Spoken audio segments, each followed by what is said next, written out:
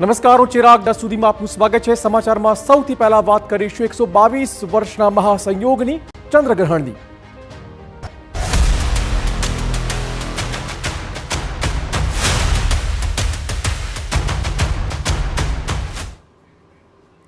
તો વર્ષ 2025ના અંતિમ ચંદ્રગ્રહણની શરૂઆત થઈ ચૂકી છે. આપને કહી દઈએ કે કુલ 3 કલાક 29 મિનિટ સુધી રહેશે આ ગ્રહણ. રાત્રે 1:26 ચંદ્રગ્રહણ પૂર્ણ થવાનું છે. ગ્રહણની સારી નરસી જે અસર થવાની છે તે ચોક્કસ હાલમાં ચર્ચામાં આવી રહી છે. 2025ના અંતિમ ચંદ્રગ્રહણની શરૂઆત થઈ ચૂકી છે. તો જોઈ શકો છો કાઉન્ટડાઉન. લગભગ 1 મિનિટ જેટલો સમય બાકી. લગભગ 3 કલાકથી વધુના સમય માટે આ ચંદ્રગ્રહણ એની સ્થિતિમાં રહેશે. 1:26 ચંદ્રગ્રહણ પૂર્ણ થશે. અલગ અલગ માન્યતાઓ ચોક્કસ અત્યારે ચર્ચામાં છે. 3 કલાક 29 સુધી આ ગ્રહણની સ્થિતિ રહેશે. લગભગ 1:26 ચંદ્રગ્રહણ પૂર્ણ થશે. 122 વર્ષ પછીનું સૌથી લાંબુ ખગ્રાસ ચંદ્રગ્રહણ. તેની અસરો કયા પ્રકારની રહેશે ચોક્કસ ચર્ચાનો વિષય બન્યો છે.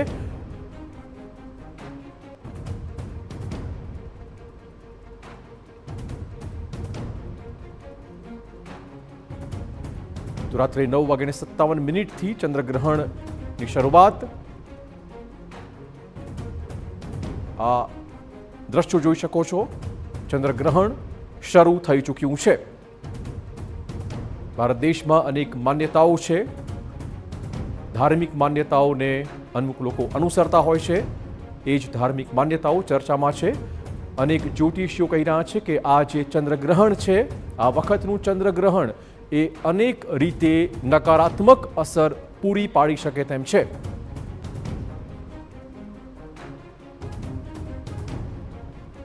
જો કે આ ખગોળીય ઘટના છે જે શરૂ થઈ ચૂકી છે. 1:26 તે પૂર્ણ થશે.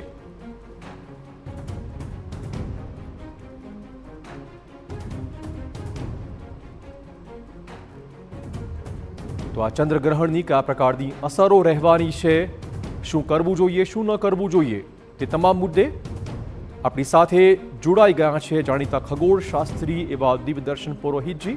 એમની સાથે વાતચીત કરીએ અને જાણીશું આજના આ ચંદ્રગ્રહણની વિશેષતાઓને. સૌથી પહેલો સવાલ આપને કરવાનો કે ચંદ્રગ્રહણ થવું એ શુદ્ધ વૈજ્ઞાનિક પ્રક્રિયા છે કે કોઈ બીજું કારણ જવાબદાર હોઈ શકે છે?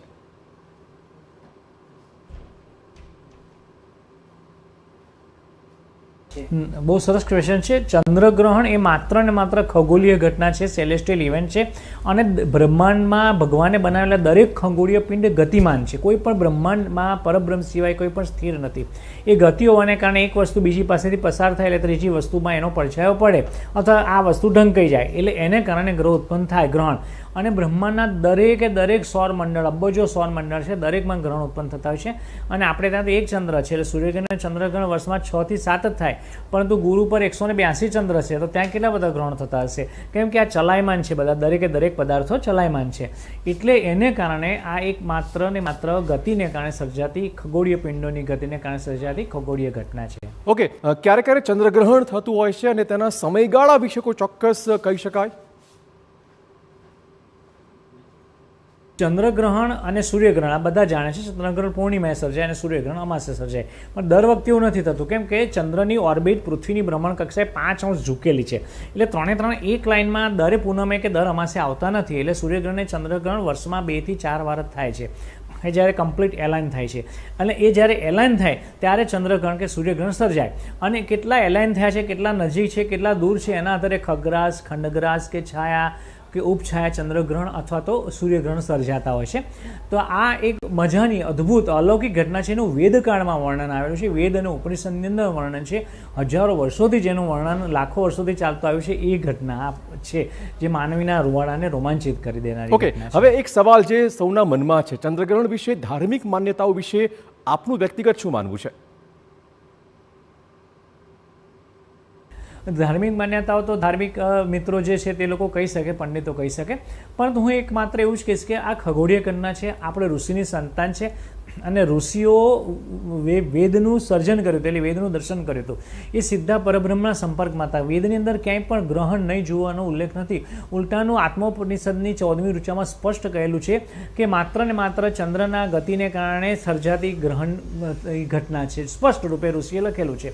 એટલે નહીં જોયું ક્યાંય પણ ઉલ્લેખ નથી. એટલે ચંદ્રગ્રહણને ધાર્મિક રીતે એને કોઈ પણ રીતે મૂલવવું જોઈએ નહીં. એ માત્ર ખગોળીય જ ઘટના છે.